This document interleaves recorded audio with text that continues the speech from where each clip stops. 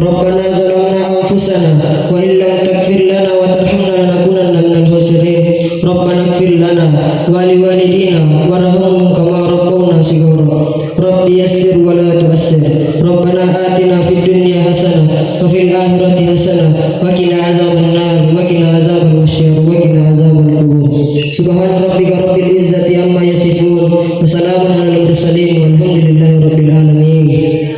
Syukur. Wassalamualaikum warahmatullahi wabarakatuh. Kepala madrasah orang tua kita tadi sudah menjelaskan.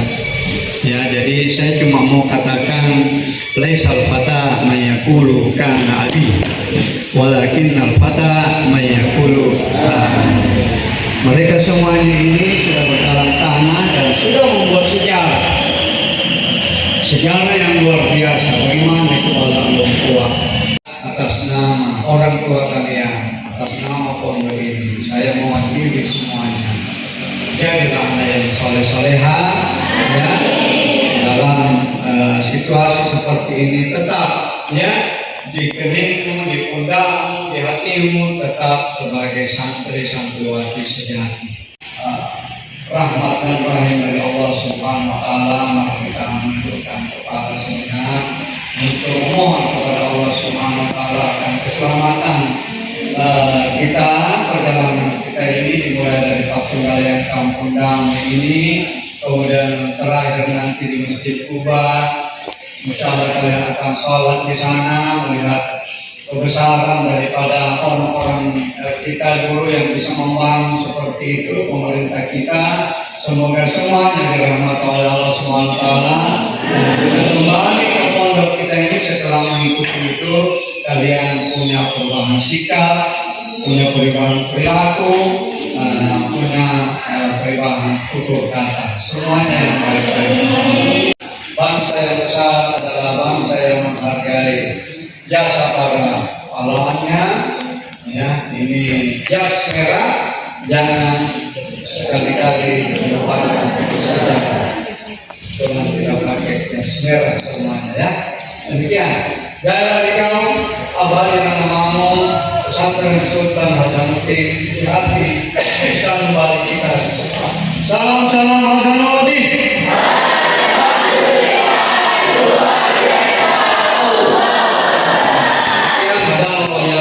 Assalamualaikum warahmatullahi wabarakatuh.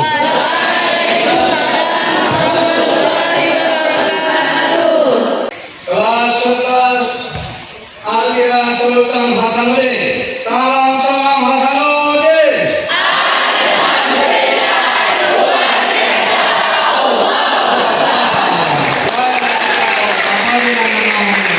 Sultan Hasanuddin. Selamat jalan.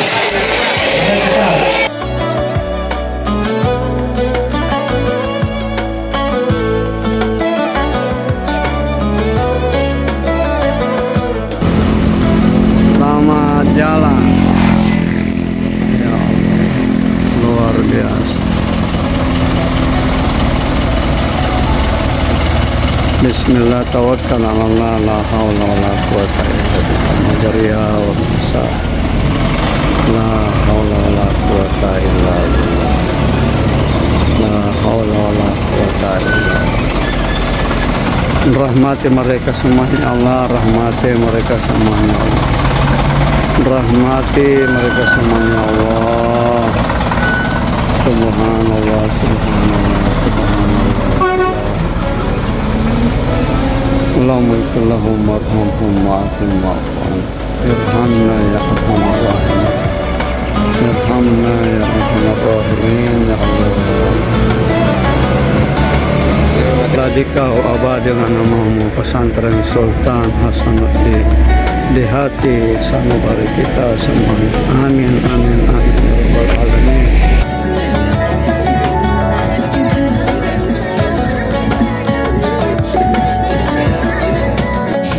Diberi gelar anumerta atau kematian disebut keminangan disebut jenazah karena tugasnya.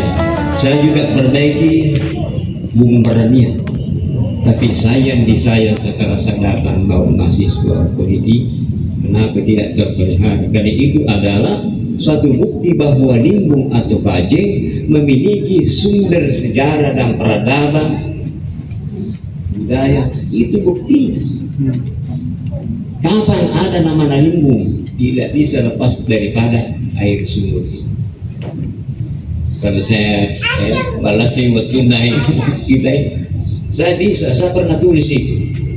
Kalau dari Bajeng sampai turun dan asal usulnya dari pantai ini turun, dan ini banyak prosesnya. Tapi sayang itu waktu tidak diberikan waktu yang banyak. Tapi insyaallah saya akan naik ke Limbung lagi bicara, mengumpulkan tokoh-tokoh adat, cendekia.